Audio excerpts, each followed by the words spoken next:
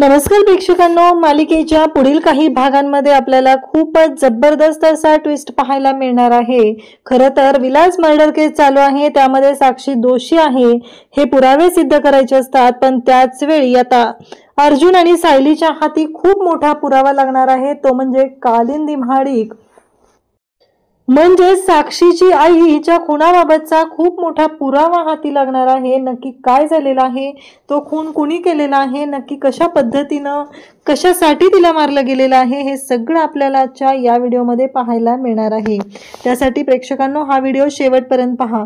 तर अर्जुन आणि सायली आता जे पुरावे शोधायचे आहेत, म्हणजे अर्जुनकडे साक्षीच्या विरोधातले जे पुरावे आहेत त्याच्यामध्ये जे आहे ते ब्युटिक मधलं ते कार्ड, तिथे जाऊन त्यांनी रजिस्टर मधून मिळवलेलं ते एंट्री, हे सगळे जे फोटो आहेत ते त्यांच्याकडे ठेवलेले आहेत पुरावे म्हणून।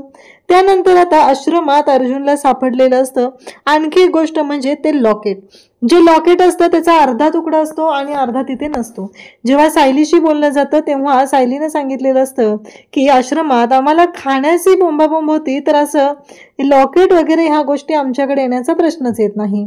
त्यामुळं राहिला प्रश्न ते लॉकेट कोणाचं आहे आणि तेही कॉस्टली आहे, तर ते शोधण्यासाठी अर्जुन आता निघालेला असतो आणि त्या लॉकेटवरती एक नंबर तिथं दिसतो, म्हणजे जे ज्वेलर्स असतात त्यांची नावं असतात त्या पद्धतीने त्या लॉकेटवरती एक नाव दिसतं आणि ते नाव पाहता क्षणी इकडे अर्जुनला कळतं आणि ते म्हणजेच ती गोष्ट जी आहे ती अशी आहे, ती म्हणजे चांदेकर ज्वेलर्स।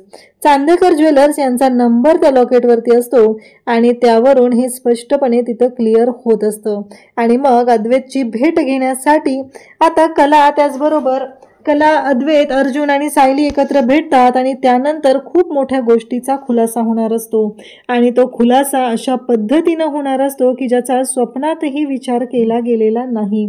त्याचबरोबर इकडे आपल्याला पाहायला मिळणार आहे की मग ते लॉकेट जे आहे ते कालिंदी महाडिक यांचं आहे आणि त्या लॉकेटवरती जी बर्थ डेट आहे ती बर्थ डेट खूप महत्त्वाची ठरणार असते, कारण ती बर्थ डेट अशी असते ती म्हणजेच साक्षीची बर्थ डेट असते।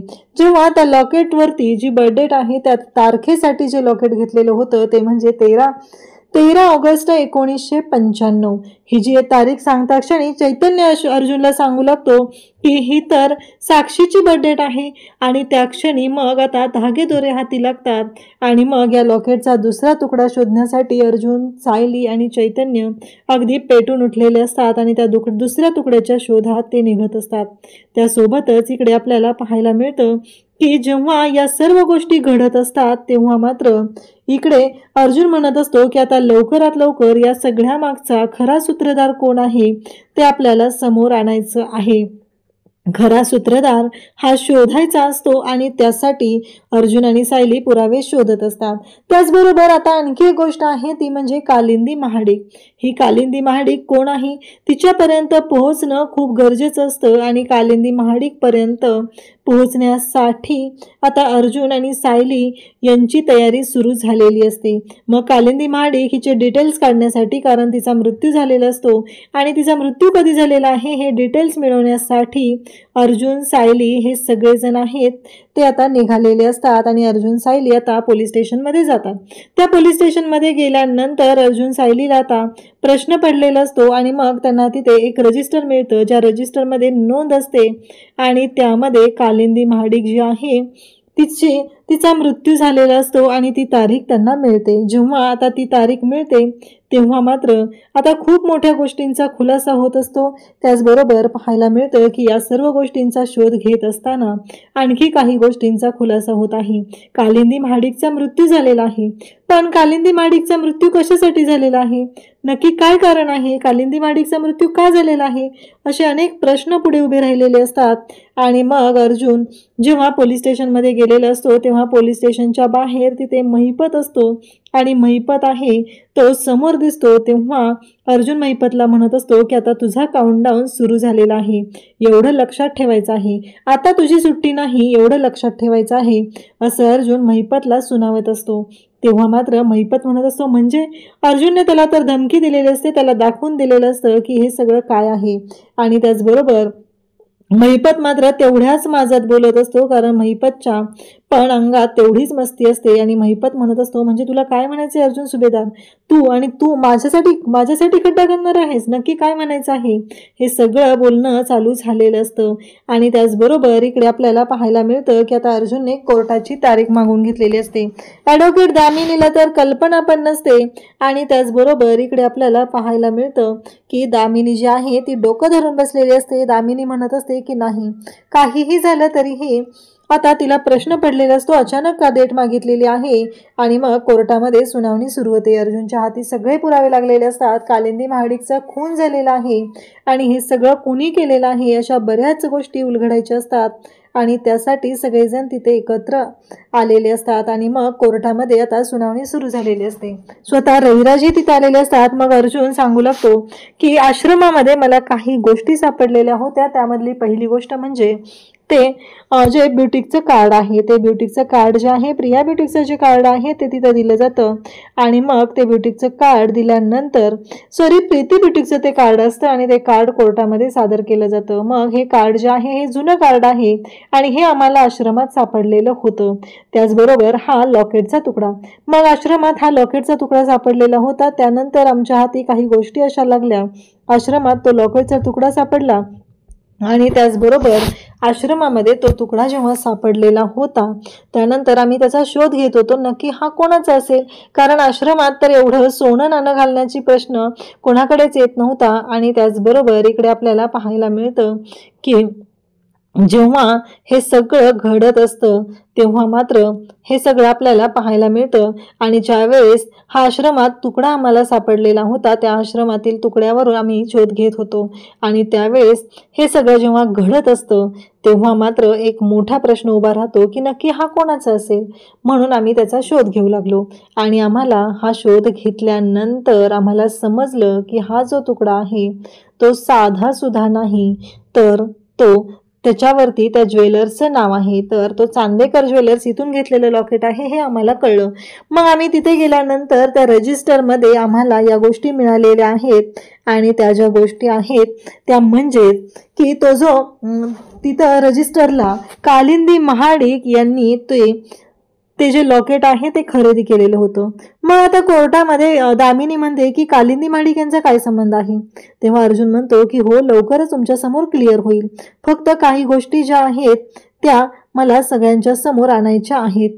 असं बोलल्यानंतर मात्र मग अर्जुन बोलत असतो.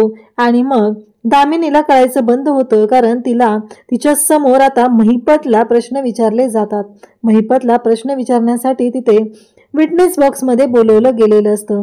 महिपतला जेव्हा प्रश्न विचारले जात असतात तेव्हा महिपतला विचारलं जातं की कालिंदी महाडिक कोण आहेत, तुम्ही कोर्टाला हे सांगावं. आणि महिपत सांगत असतो की कालिंदी महाडिक म्हणजे माझी बायको. कालिंदी महाडिकने हे जे लॉकेट आहे हे घेतलेलं आहे असं अर्जुनने सांगितलेलं असतं. तसे पुरावे कोर्टाच्या समोर सादर केलेले असतात. आणि मग कालिंदी महाडिक हिने हे लॉकेट सादर केलेलं असतं. तेव्हा मात्र महिपत म्हणत असतो, हो, ती माझी बायको आहे. पण आम्ही याच्या आधी 2 वेळा, म्हणजे विलासचा खून होण्याआधी आम्ही आश्रमात 2 वेळा गेलेलो होतो. त्यावेळेस पडलं असेल तिच्याकडून ते लॉकेट, कारण ते तुम्हाला जेव्हा सापडलं, जेव्हा खून झाला तेव्हा सापडलं का, त्यानंतर सापडलेलं आहे. तेव्हा असं महिपत बोललेलं असतं. त्याचबरोबर दामिनीही बोलते. तेव्हा अर्जुन सुभेदार सांगतात की हो, बरोबर आहे, ते लॉकेट पडलेलं असेल, कधी पडलेलं असेल ह्या गोष्टी समोर येतीलच. पण त्याचबरोबर हे प्रीती ब्युटिकचं कार्ड ते कधी पडलेलं आहे, कारण माणूस जेव्हा पर्स उघडतो, पर्समधलं काहीतरी काढण्यासाठी उघडतो, तेव्हा पडलेलं असणार आहे.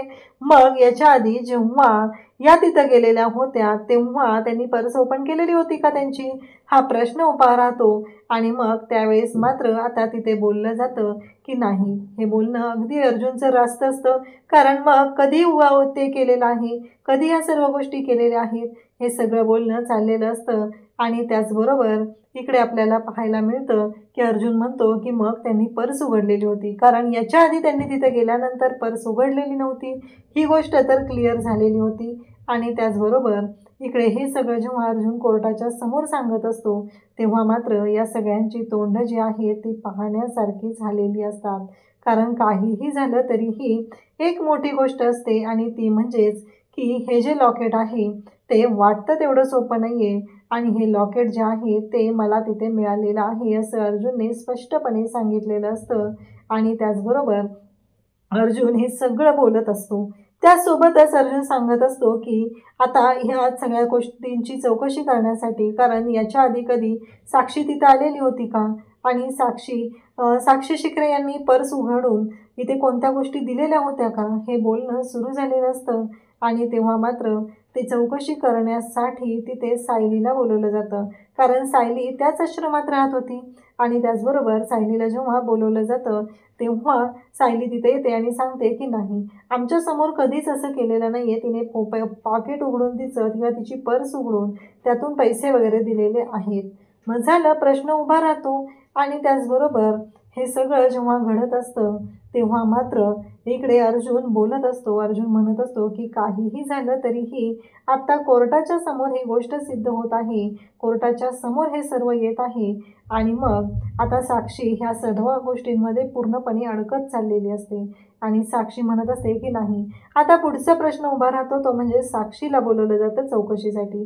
साक्षीला विचारलं जातं की तुम्ही कधी गेलेलात, तेव्हा नकळतपणे साक्षीच्या तोंडून त्या गोष्टी बोलल्या जातात. इकडे महिपतची तर वाट लागणारच असते, कारण महिपतला माहिती नसतं की त्याच्या बाबतीत काय होणार आहे.